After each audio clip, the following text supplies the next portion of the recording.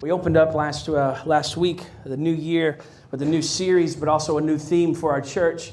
Every year we try to do a theme word that would allow us to focus and have a unity together as we move forward throughout the year. And so the word that we chose for this year was the word multiply.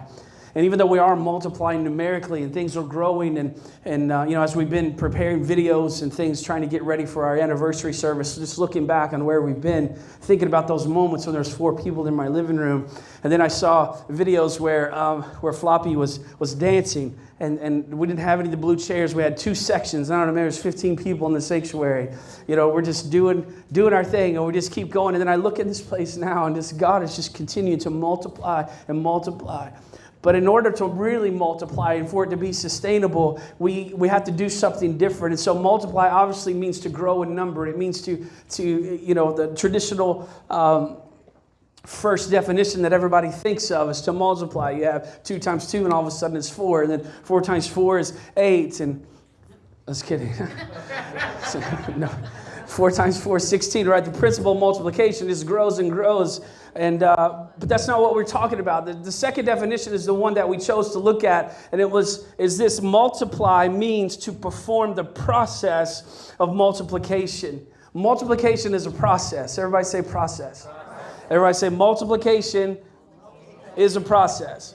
It doesn't just happen overnight, even though it looks like it happens overnight. There's a process that builds up to get us there. And this is kind of a review. And so when we hear the word multiply, we're conditioned to think quickly. We all want to multiply right now, but multiplication doesn't happen overnight because multiplication is a process. Last week, we looked at Galatians chapter 6, the words of Paul when he said, "Do not be deceived. God cannot be mocked. A man reaps what he sows. Whoever sows to please the flesh, from the flesh will reap destruction. Whoever sows to please the Spirit, from the Spirit will reap eternal life." And then he said, "Let us not become weary in doing good, for at the proper time we will reap a harvest if we do not give up." That's process. You sow the seed, and then there's a process before the harvest comes. And so that's what we're looking at through this series and throughout this year. Multiplication is directly related to the seeds that we sow. Why would we expect any area of our life to multiply if we're unwilling to invest in it?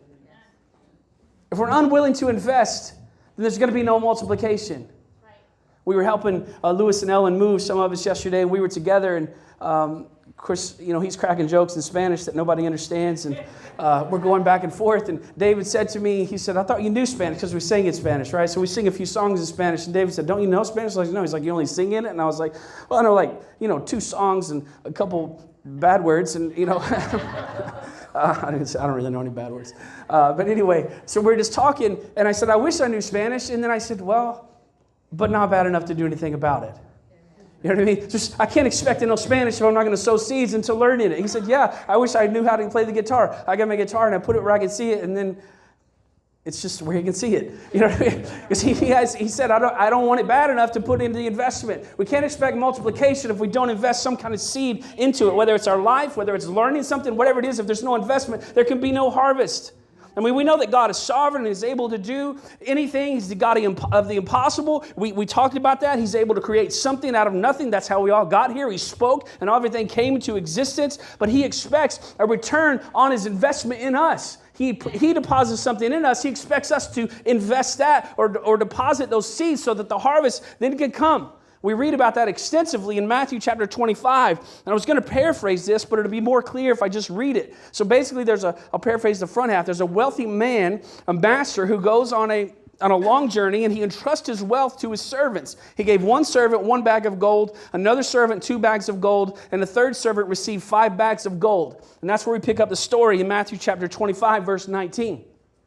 He said, "After a long time, the master of those servants returned and settled the accounts with them. And the man who had received 5 bags of gold brought the other 5. And he said, 'Master,' he said, 'you entrusted me with 5 bags of gold. See, I have gained 5 more.' His master replied, 'Well done, good and faithful servant. You've been faithful in a few things. I'll put you in charge of many things. Come and share in your master's happiness.' And the man with 2 bags of gold also came. 'Master,' he said, 'you entrusted me with 2 bags of gold. See, I have gained 2 more.' His master replied, 'Well done, good and faithful servant. You have been faithful with a few things, but I will put you in charge of many things. Come and share in your master's happiness.' And then the man who had received 1 bag of gold came and he said, 'Master, I knew that you were a hard man, harvesting where you have not not sown, and gathering where you have not scattered seed. I'm sorry, I stuttered on that. And he says this is exactly what I was talking about earlier, right? When God is sovereign, he's able to multiply. That's what he's saying. The master is able to multiply and bring a harvest where there has been no seed that's been sown. The master is able to do that, but when he gives us seed, he expects us to sow the seed so that there can be a harvest. He expects a return on the investment that he places in us. In verse 25, he says, so I was afraid, and I went out and I hid your gold in the ground. See, here's what belongs to you. Here, you gave it to me, you can have it back. And the master replied, you wicked, lazy servant. So you knew that I harvest where I have not sown and gather where I have not scattered seed. Well, then you should have at least put my money on deposit with the banker so that when I return, I would have received it back with interest.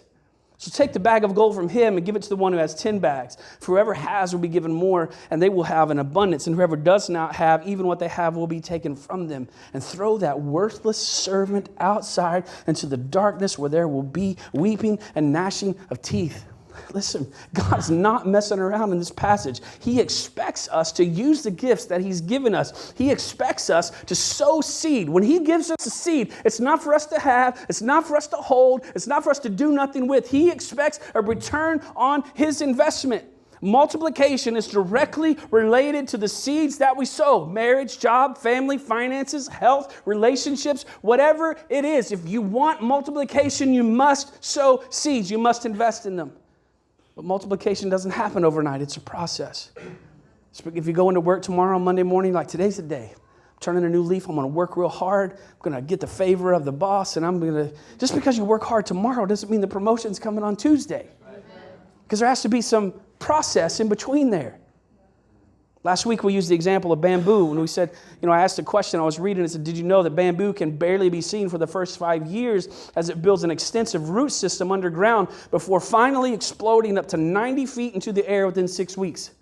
So you look at bamboo and it looks like an explosive plant. 6 weeks, boom, 90 feet. What the heck just happened? 5 years of growing underneath. The multiplication was a process. Something significant was happening behind the scenes before the explosion. I read this quote to you last week out of a book called Atomic Habits by James Clear, and it says, it is so easy to overestimate the importance of one defining moment and underestimate the value of making small improvements on a daily basis. It doesn't just happen like that. It's little by little by little. If we're not willing to commit to the process, then our results will always be limited. Process gives us experience that we couldn't have gotten otherwise. And our experience then makes us more valuable. It makes us more valuable. And we have a lot of baseball fans in the room. We have quite a few Yankee fans in the room. Yankee fans, raise your hand at me. Just a few people. Okay, so here's a question. If I had in my hand an autographed baseball by Derek Jeter, autographed by him, who would be interested in that? Even the non-Yankee fans are like, okay, I'll take that. But if I had in my hand a baseball that had been used in a game, it was scuffed and it was dirty, been hit a few times, and that one was autographed, which one would you want?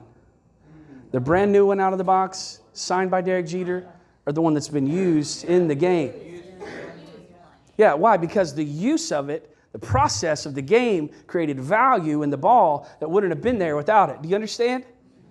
Why would we rather have a used ball? Because we often view flaws as negative.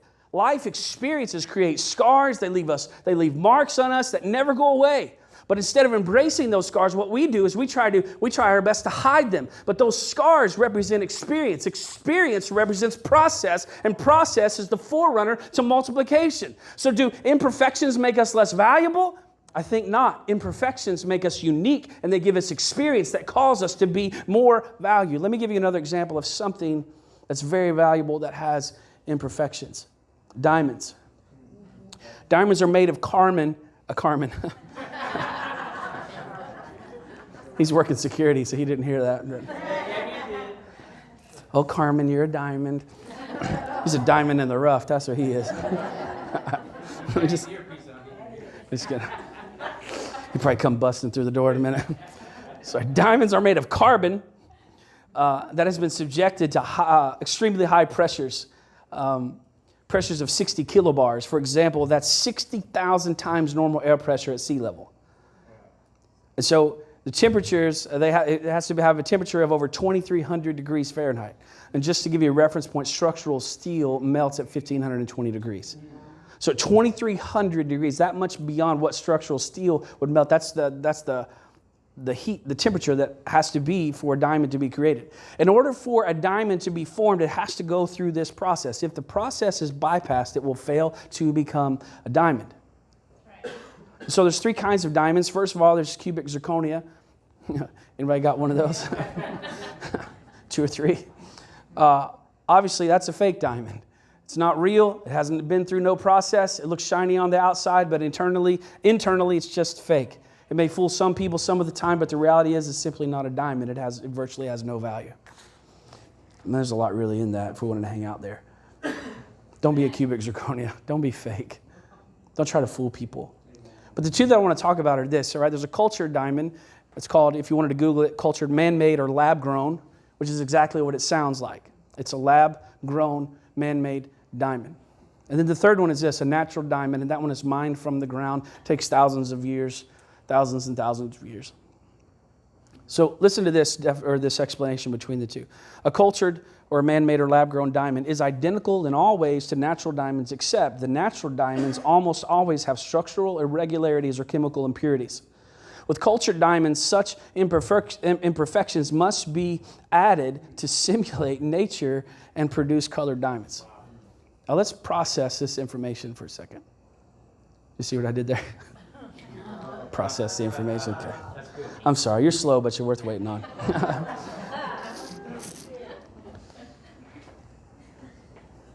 Katie's shaking her. She hasn't been in here for like 6 months. This morning she was already telling me things not to say. I was like, look, the church is growing. Don't come in one Sunday and start telling me. Don't say that. You can't say that. I was like, what? She said, you need me in there. This is true. So a man-made diamond is identical in all ways to natural diamonds. They're both made from the same material. They're both the hardest mineral known to man on earth. There's virtually no way to tell the difference with the naked eye, except for the fact that natural diamonds have irregularities that aren't produced in man-made diamonds.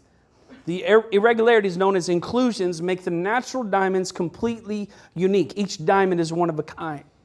The article I just read said that some man-made diamonds have to add the irregularities to make them look more natural, like a mined diamond. Even though it's the same exact material, they've sped up the process, is what happens. But here's the thing, here's the kicker on the whole thing is this, that man-made diamonds are 40 to 50% less valuable than natural diamonds.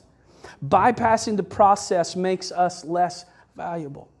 Now again, God can do whatever He wants. He could put us in that category where like, okay, we're not moving 1,000 years on this one, and you're here and then you're there, right? He can expedite that and make you just as valuable. But by and large, usually we have to go through a process to become the most valuable. One of the people who had to do that, the most, well, I guess lots of people in the Bible, but one of the most popular would be David. We're going to read some about David's life today. And in 1 Samuel chapter 22, beginning in verse 1, it says this, David therefore departed from there, and he escaped to the cave of Adullam. And when his brothers and all his father's house heard it, they went down there to him. And everyone who was in distress, everyone who was in debt, and everyone who was discontented gathered to him. So he became captain over them, and there were about 400 men with him. And then David went from there to Mizpah of Moab, and he said to the king of Moab, please let my father and mother come here with you until I know what God will do for me. And so he brought them before the king of Moab, and they dwelt, he brought them from them, and he dwelt with them, they dwelt with him all the time that David was in the stronghold. So verse 2 of that passage we just read, and everyone who was in distress, everyone who was in debt, and everyone who was discontented gathered to him. Talk about an amazing church. Let's start a church. And then here comes all of these people. So he became captain over them. There were about 400 men. How David chooses to look at this situation will determine his future. Of course, we know because we have the whole thing, we can read what's happening. But this is probably one of the most difficult times in David's life. He's already been anointed to be the king. He's already killed Goliath and gained notoriety and popularity. He's been promised a wife because he killed Goliath, but she's given to another man. The king is jealous of him. The king is now physically trying to kill him, trying to murder him. He's literally on the run for his life. And in the midst of that, 400 other people that are just down and out and just basically losers of life join him. And he finds himself in this cave called Adullam. Adullam means this. It means justice of the people. And I can imagine the thoughts that are going through his head, that he's probably questioning everything. He's probably remembering the day that the prophet Samuel anointed him to be king. When all of his other brothers were there and they were handsome and they were warriors and they were older. And here's David out on the backside of the desert watching sheep. He's probably thinking about that moment while he's in this cave saying, I was anointed to be king and now I'm here in this cave. He's probably going through all of those things in his mind. He could probably hear the voice of his older brother Eliab when his father told him to take food to his brothers in the war. And when he got there, Eliab called him prideful and arrogant and wicked. And now these 400 other people with all kinds of problems have joined him. I mean, this is the original broke, busted, and disgusted. He's probably fighting the same kinds of thoughts that you and I would fight. That this is what I deserve. I should have just stayed in Bethlehem. I knew it was too good to be true when that prophet came into town. This is the cave of Adullam, the justice of the people. And to me, this is a representation of a victim mentality. And if we allow others to be our judge, we will always be at their mercy. Right. Don't allow others to dictate how you are to respond in difficult situations. When others are moving on and it seems like you're getting left behind, embrace the process, because it's the process that produces the most valuable diamonds. Adullam, on the surface level, I just read, means justice of the people. But the root word, if you go back a little bit farther, means this, justice of Jehovah. I love that. Because sometimes instead of playing the victim, we need to embrace the process. We need to embrace the fact that God has allowed us to be in certain situations, learn what we need to learn while we're in that season, and when we come out, and then come out of the cave and be what we're called to be. It doesn't mean it's easy. It doesn't even mean that we have to like it. We just have to embrace the pain so we can be what we're called to be. Listen to the words of David while he was in the cave. This is what he wrote. Psalm chapter 142. Think about what he's been through, where he is as you listen or read along with this. He says, I cry aloud to the Lord. I lift up my voice to the Lord for mercy. I pour out before him my complaint. Before him I tell my trouble.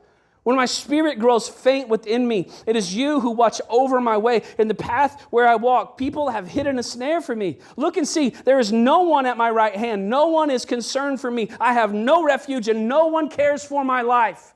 Have you ever felt that way? You're in the middle of this thing and it feels like you're all alone and nobody cares at all. Nobody even cares if I died today. They do not care. Nobody would even miss me. I cry to the Lord, verse 5. I say, you are my refuge, my portion in the land of the living. Listen to my cry, for I am desperate. I am in desperate need. Rescue me from those who pursue me, for they are too strong for me. Set me free from my prison. David is looking at this cave as prison. Set me free from my prison that I may praise your name. Then the righteous will gather about me because of your goodness to me. Do you hear the despair in his words? The process can be very, very painful. And then the question becomes really, how bad do you want it? What is it that God is calling you to do? What is it that God is calling me to do? What is it that he's calling us to do? If we're in the middle, if we're in this process, if we give up too soon, then we'll never be what we're supposed to be.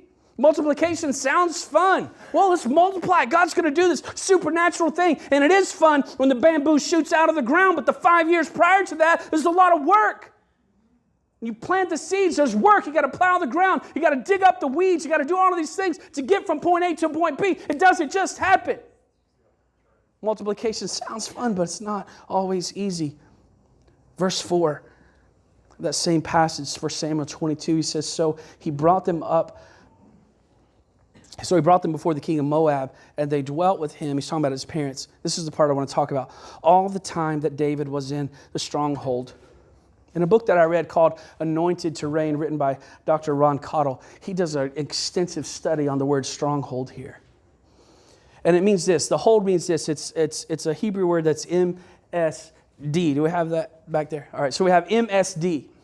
And he says this in the book, that Hebrew is a consonant language, that the vowels were only added about 1,000 years ago so that we would know how to pronounce the words, that there were no vowels in the original Hebrew text. I mean, think about, now this word has two meanings basically, all right? So when you add the vowels in for English translation, one of them is Masada, the other one is Masuda. Now, I do think about even in our English language, right, how one word can mean multiple things, right?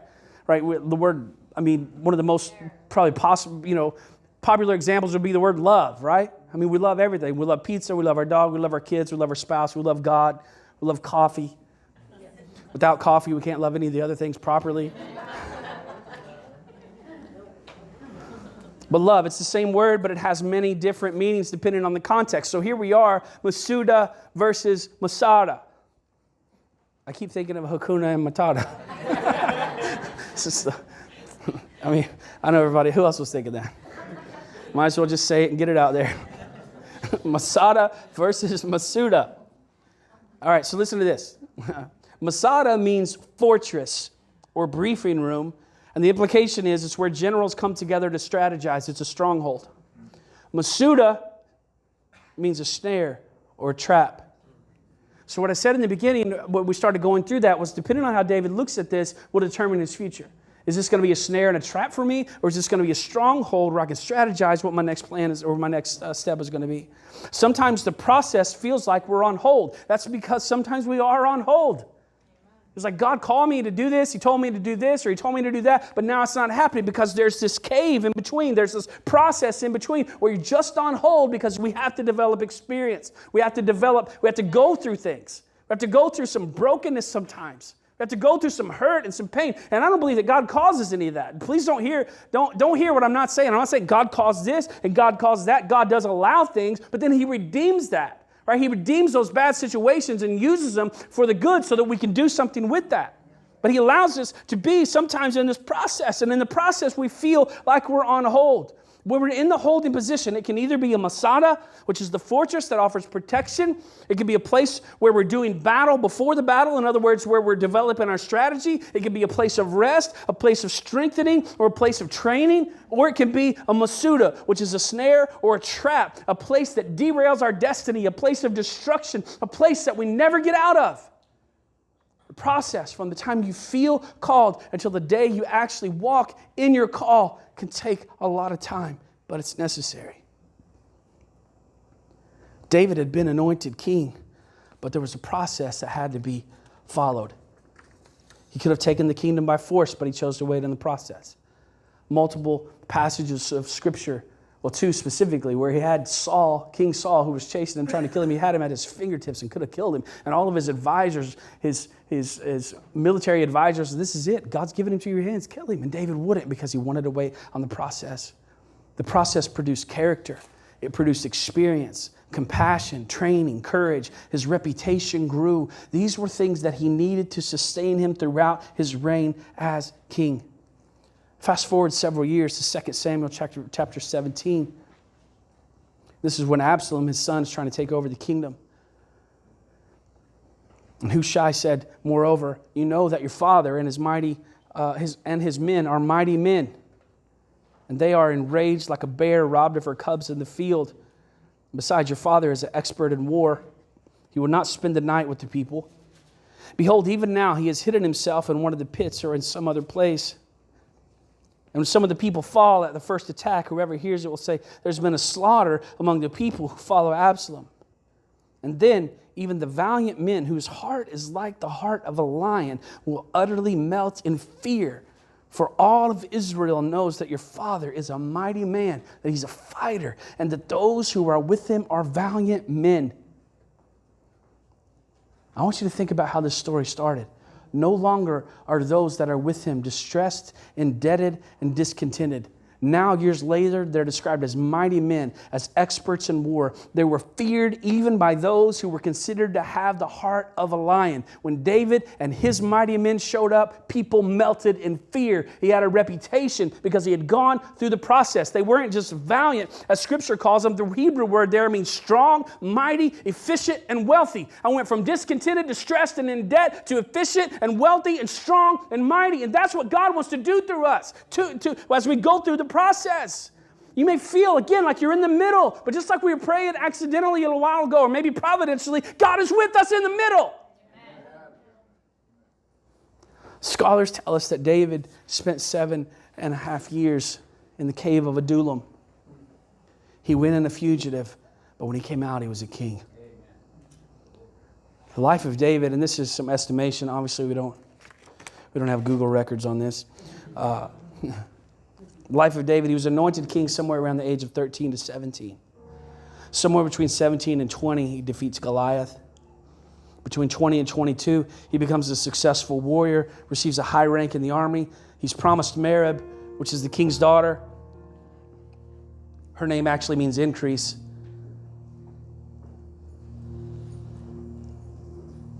Yeah, so the name Merab means to increase, to be cast together in a fine manner, or to become many more. So he probably thought, this is my moment. I've killed Goliath, getting the king's daughter. It's going to be a lot of increase, but then the king gives her to somebody else.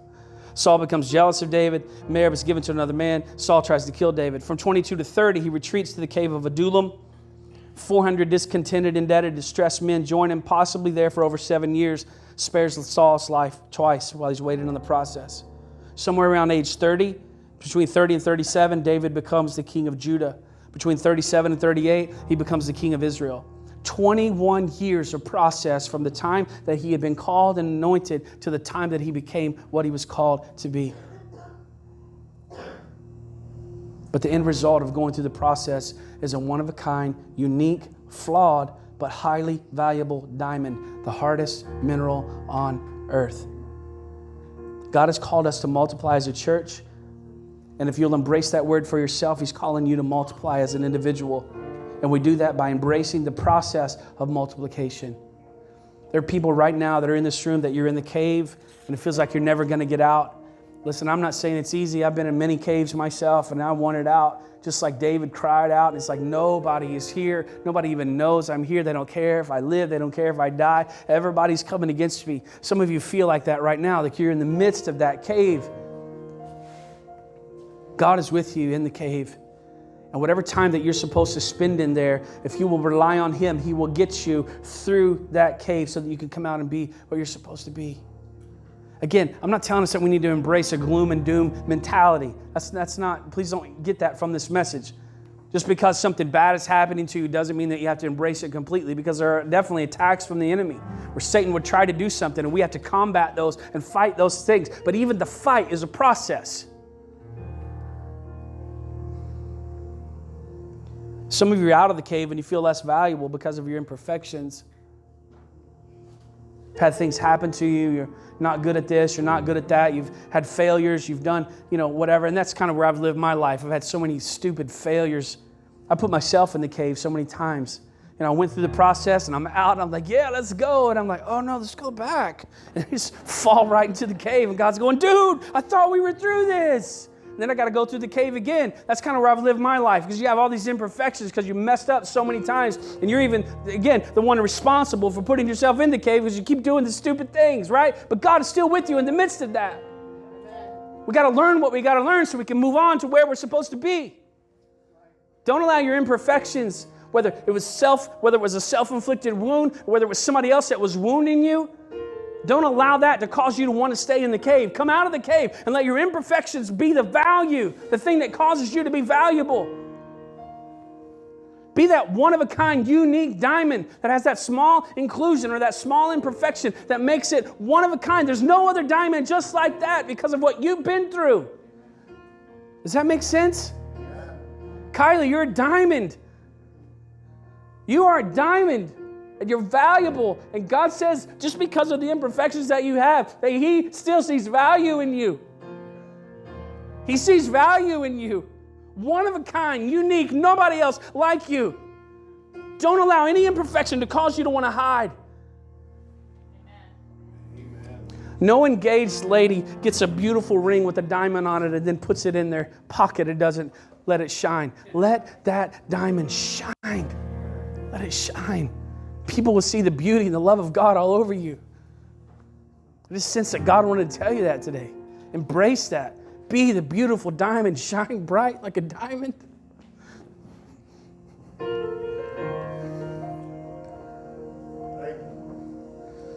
Our imperfections make us unique. Those life experiences that created those imperfections are what make us valuable.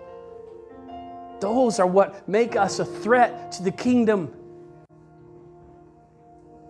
Because when we embrace the process and the experience that we gained through that process, it makes us an unstoppable force. It makes us the hardest mineral on earth. Don't bypass the process so that you can be tough and you can be strong and you can be all that God's called you to be. Embrace the process of multiplication. It doesn't happen overnight. It happens through process. Let's bow our heads just for a moment and just wait on God just for a second and see what He might want to do, what He might want to say to you. God may be speaking something to your heart or to your mind. I would encourage you to kind of just meditate on Him and meditate on who He is just for a moment and see if the Holy Spirit won't deposit a word right into your heart that's specific to you for what you're going through.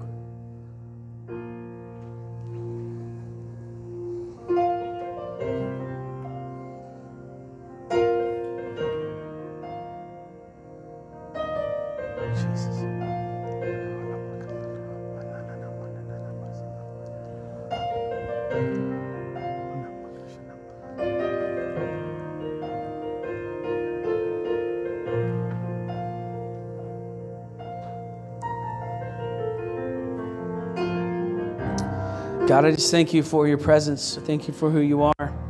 Thank you for this word. I pray that you'll help us, God, to embrace the process, whatever that looks like.